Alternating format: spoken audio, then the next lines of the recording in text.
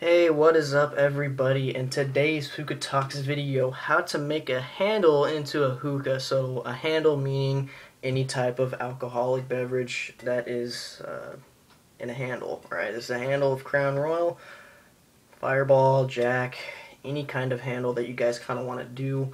And this is kind of my spin-off version. Alright, this isn't obviously something that I created or something that I'm going to be taking credit for because it's obviously been done before, but I'm going to show you what I used to do this first part, the down stem, pretty much the most important part of the hookah. The hole on the side is just for your hose, and you're pretty much got a hookah. So if you haven't seen any of my other videos, I like glass, and this is kind of what I got going, alright? This is a female, just a tube, a glass tube that I got from my smoke shop. As you see, it's frosted. This is the female because it doesn't poke out, it goes inward, alright? In a male bowl, little like female conversion tube into a male head, so you could stick a female glass bowl on here. This is obviously for some type of bong or something like that, but you could stick a grommet onto this and apply a traditional bowl for a hookah. This cost me 20 bucks, alright? Don't know if I got gypped. It does not matter because if you want to make a hookah, you might as well just buy glass because the stuff is thick. It's not going to break from the heat, or it's tempered for all of that. Has the little diffusion slits. Honestly, one thing that I like to do is I like to get a 3/8 ball bearing to put in here because the diffusion becomes a lot more present. There's a little bit of a lip in here, so you could put a ball bearing in there and it makes it diffuse much better. So the tools that I used to make this, so I'm going to take the cap off, and you'll notice that the little spout that is traditionally in there has been cut. I was going to make a video of me actually using this as the grommet, but it's just not sturdy enough. It snaps on there, but once you start to apply pressure with the down stem, the whole thing just comes loose and doesn't really have a solid fit. So I was thinking, why not use the cap? So I drilled a hole pretty much perfectly in the middle, and I'll get into the tools that I used in order to create the down stem, or the base grommet, I guess. I used a very small drill bit, an electric drill. I matched, there's a little nub on the top of this with a little part where they pretty much break off the plastic, and it's just a little bit of fray is up there, and I matched the little diameter, drilled it in the middle, and it did actually line up perfectly. And then I went ahead and got one of these little treetop fucking drill bits, and it goes from the skinny one all the way to the big one. It converts and converts as you drill in there. And you don't have to use one of these. You could just get a 3/4 drill bit size, 3/4. This is a quarter all the way to 3/4. That's each one of these diameters. It goes up from quarter all the way to 3/4. And this so happens to be just a little bit under 3/4.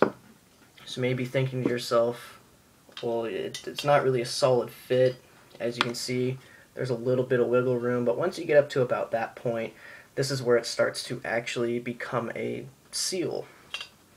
And another thing that's nice about this is there is frosted glass here.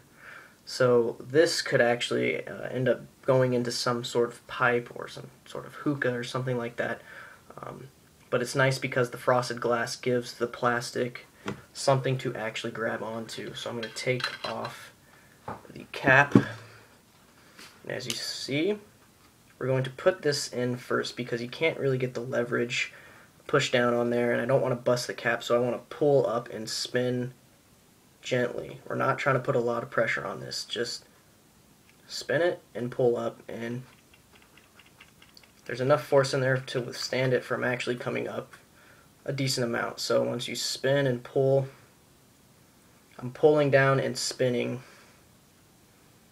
We just want to make this as center as possible because once this gets spun into the hookah, we can't really fuck with the downstem too much. So if it's crooked or something, we're gonna have to unspin it and take it apart and keep doing this.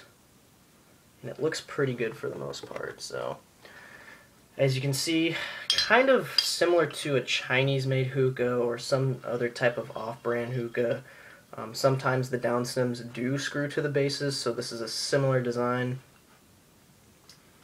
And here we go. As you can see, it's a hookah. Just doing a pressure test, so if any air was being leaked out of this, it would be coming out of the little area here where the screws are. So this cap would be, you couldn't use the cap because it would be air, it wouldn't be airtight, or the area we drilled, so there'd be some type of little space in there where the air could pass by as I'm blowing into the hookah, but there's no air anywhere.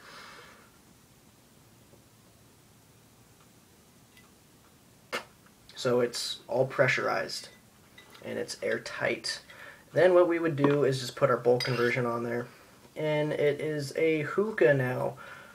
Pretty cool. There's about, I'd say to about this point is where all the space is going to be. So there's about this much space in there. You know, the longer the tube, the less water. But honestly, if you're making a smaller glass hookah and you have a vinyl hose or a D hose or something like that, it pulls the entire hookah. So it's actually kind of important to choose what kind of base you want, because if you want to use kind of a traditional washable hose or a D hose or something like that, you have to be very cautious around your hookahs, because the hoses have so much force behind them as you're moving them around. It moves the whole piece around. But this is kind of how I'm going to go about making my handle hookah with a glass downstem, using the cap as the base grommet. And pretty simple, drilled this within like 3 minutes. But anyways guys, keep on smoking hookah, have a wonderful day.